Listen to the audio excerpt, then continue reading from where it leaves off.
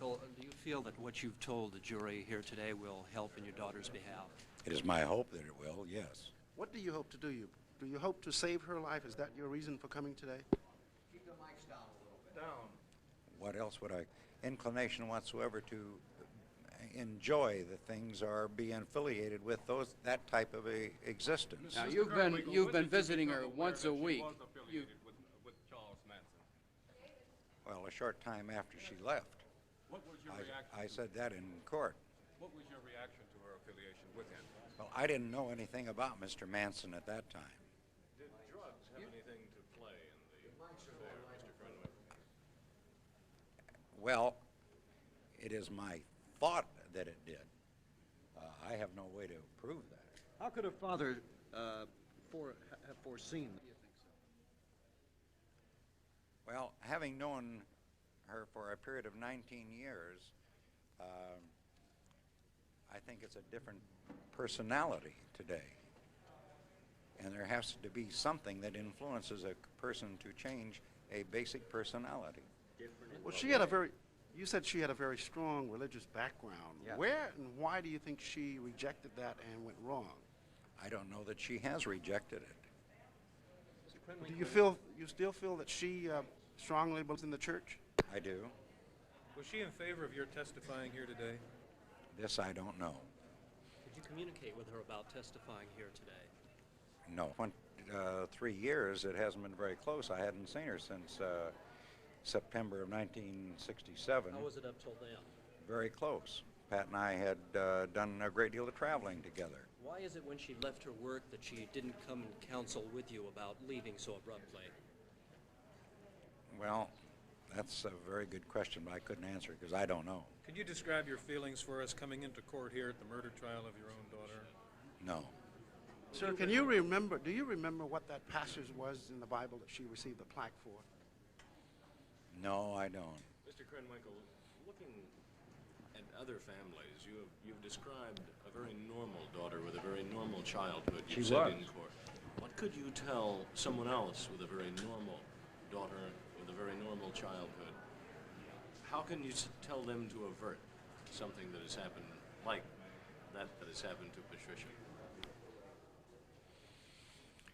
Well, I think it would take a greater brain than I to anticipate something like that, because it's just evident as the entire situation today. No one would want to see anyone become involved in something like this, and if they could anticipate it, then possibly they could obstruct it. And I'm sure any parent would be glad to obstruct anything such as this. Mr. Krenwinkel, Nothing you can do? I don't believe, unless you have a crystal ball, how else would you know that this was going to happen? I didn't know it. Had no inkling whatsoever. you talked about your divorce in the courtroom. Do you feel that that had anything to do with the change in personality she became? No. Mr. Krenwinkel, knowing your daughter as you do, how do you account for her susceptibility to be influenced by Charles Manson? Unaccountable. Did she ever talk to you about Manson? No. Mr. Krenwinkel, in summary, you're saying that this is not the same girl that left you 3 years ago. That's right. How is she different? In many ways. Could you In many enumerate or? No, I wouldn't want to. I mean, it's... That's it. Thank you very much. Thank you, sir.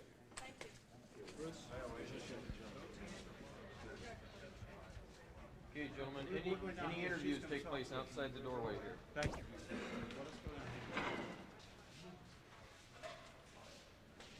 Appreciate it if you guys would keep me a bit taller.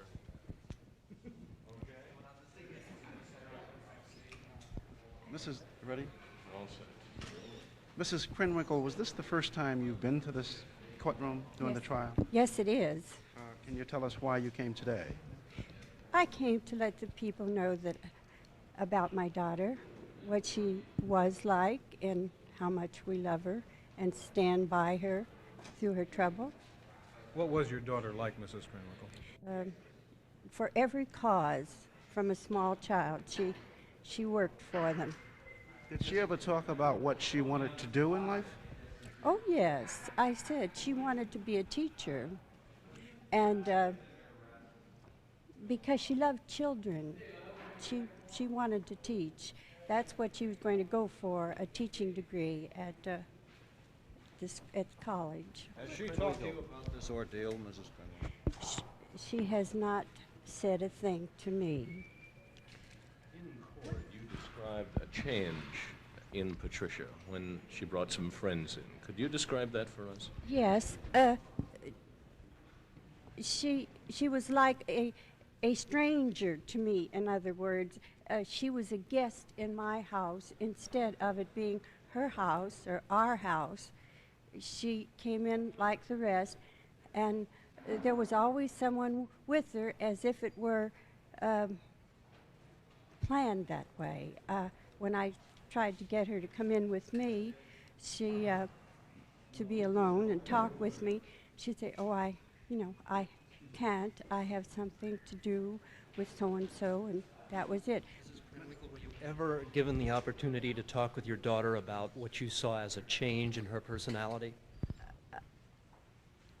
What can you say?